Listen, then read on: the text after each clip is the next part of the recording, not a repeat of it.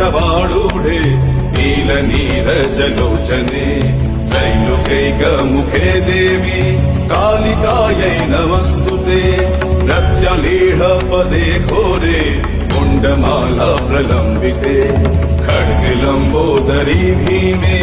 कालिकायै नमस्तुते नवयौवन सम्पन्ने गजकुम्भपवस्तनि मागेश्वरी